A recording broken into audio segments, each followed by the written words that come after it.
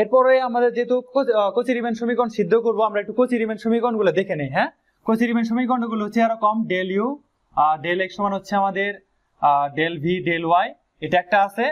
আরেকটা হচ্ছে আমাদের এই ডেল ভি ডেল এক্স সমান হচ্ছে minus del U del Y. হ্যাঁ, অর্থাৎ এই দুইটা হচ্ছে আমাদের কচি রিমেন সমীকরণ। আপনারা এটা এই পাশে বা এটা এই পাশে দিয়ে যে কোনো ভাবে লিখতে পারেন, অর্থাৎ ডেল ইউ ডেল ওয়াই সমান minus del V del X, যে কোনো ভাবে লিখতে পারেন, সমস্যা নাই। এখানে দেখেন এই ডেল ইউ ডেল এক্স এবং আমাদের খেয়াল করেন এরপর হচ্ছে আপনার ডেল ভি ডেল ওয়াই, এই দুইটার বেলায় বলি আমাদের এরকম যে ফাংশন গুলো আছে, এই ফাংশনের আংশিক অন্তরজের একটা নিয়ম আছে। এই আংশিক অন্তরজের নিয়মটা আপনারা অনার্স সেকেন্ড ইয়ারে ক্যালকুলাস 2 তে পড়ে আসছেন। সেখানে যে আংশিক অন্তরজ অধ্যায়টা আছে, সেই আংশিক অন্তরজ অধ্যায়ে এই নিয়মটা আছে, মানে এই সূত্রটা আছে।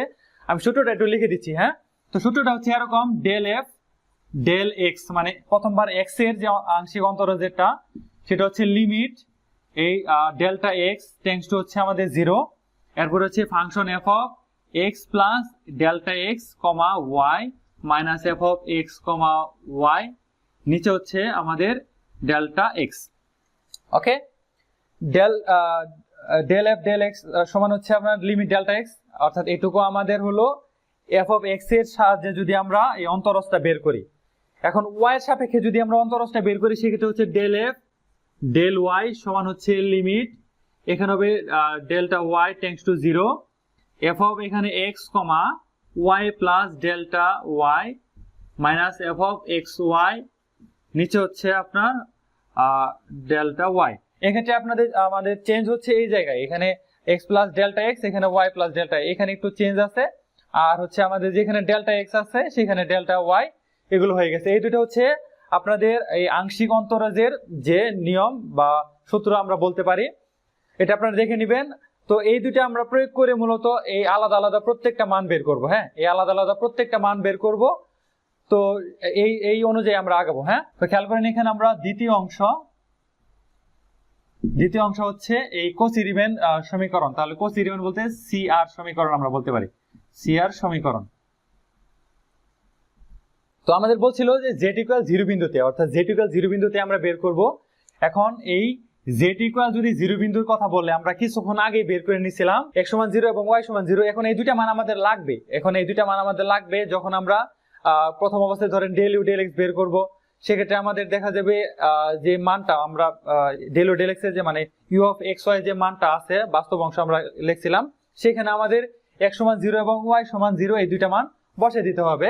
সেই বসায় দিয়ে আমরা মূলত ক্যালকুলেশনটা সাজাবো। ওকে, তো আমাদের তাহলে ধাপে ধাপে যে কচি রিমেন সমীকরণ সেগুলো আমরা লিখবো। এখন এখানে ডেল এফ ডেল ওয়াই বা ডেল এফ আমাদের ডেল এক্স যেটা থাকুক না কেন, এখানে এফটা কিন্তু পরিবর্তনশীল, অর্থাৎ আমাদের এখানে ইউভি যেহেতু ফাংশন ছিল, আমরা এই এফ ফাংশনের জায়গায় ইউ এবং ভি ফাংশন বসায়, যেখানে ইউ মানে এফ আছে সেখানে আমরা ইউ এবং ভি এগুলো বসায় সমাধানে যাব। হ্যাঁ, তাহলে খেয়াল করেন এখানে প্রথম হচ্ছে আমাদের ডেল ইউ ডেল এক্স। তাহলে আমি আবার একটু সূত্রটা লিখতেছি, তারপরে মানটা বসাই। তাহলে লিমিট এই ডেল্টা এক্স টেন্ডস টু 0, এখানে এফ এর জায়গায় ইউ হবে, যেহেতু ইউ ছিল, U of X plus delta X comma Y minus U of এখানে আমাদের এক্স কমা ওয়াই।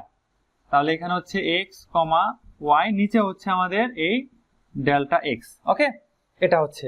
তো আমাদের এই পর্যায়ে খেয়াল করেন এখানে ইউ এফ যে ফাংশন গুলো আছে, ইউ অফ এক্স ওয়াই, এই মানগুলো আমাদের লাগবে। হ্যাঁ, এই মানগুলো আমরা একটু সাইডে আপাতত লিখে নিই, যেহেতু ক্যালকুলেশনটা আমাদের করতে হবে।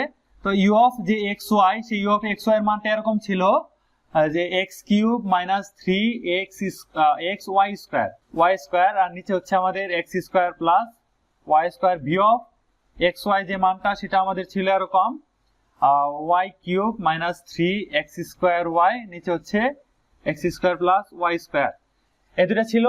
এবং আমরা যখন এই এফ অফ 0 ইকুয়াল 0 এটা দিয়ে বের করছি, তখন কিন্তু এরকম ছিল যে ইউ অফ এই 0,0 সমান 0 এবং ভি অফ এই 0,0 সমান হচ্ছে আমাদের 0। এই দুটা মানে আমরা এই সমীকরণটা সমাধান করে বাস্তব এবং কাল্পনিক অংশ সমাধান করে এই দুটা পাইছি, এবং এফ অফ 0 ইকুয়াল 0 এটা সমাধান করে এই বাস্তব এবং কাল্পনিক এই দুটো অংশ পাইছি। হ্যাঁ, এটা আমাদের পরবর্তীতে বলতে এইখানে ক্যালকুলেশনে আমাদের লাগবে। তো খেয়াল করেন এখন আমরা যেহেতু সূত্রটা লিখলাম, আমরা সরাসরি মান বসাই।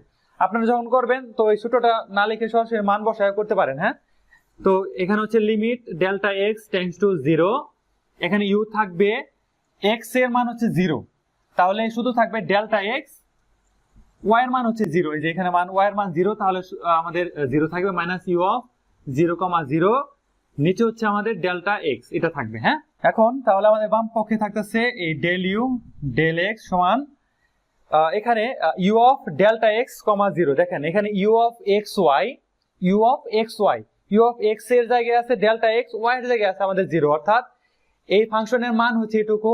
এখানে যেখানে এক্স আছে সেই এক্স এর জায়গায় আমরা ডেল্টা এক্স বসাবো, একটু খেয়াল করেন, যেখানে এক্স আছে সেখানে এক্স এর জায়গায় ডেল্টা এক্স বসাবো, যেখানে ওয়াই আছে সেখানে আমরা 0 বসাবো। তো এখানে যদি ডেল্টা এক্স বসাই, এখানে 0 বসালে আলটিমেটলি গুণ করলে 0ই হবে, এখানে ওয়াই স্কয়ার এখানে গুণ করলে 0ই হবে, তার মানে এখানে থাকবে আমাদের ডেল্টা এক্স হোল কিউব আর নিচে থাকবে ডেল্টা এক্স হোল স্কয়ার। তাহলে সেই জিনিসটাই আমরা লিখবো limit delta x tends to 0।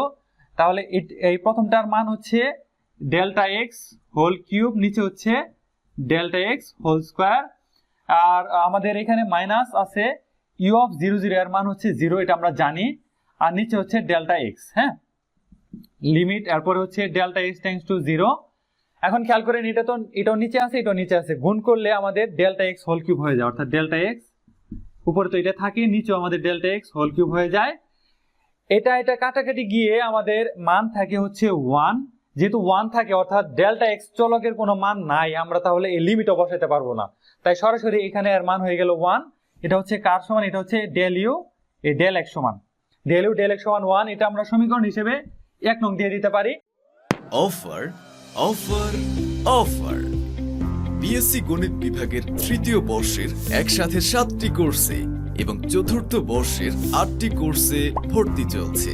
যোগাযোগ হোয়াটসঅ্যাপ অথবা সরাসরি কল 01790504896 অথবা 01910865705।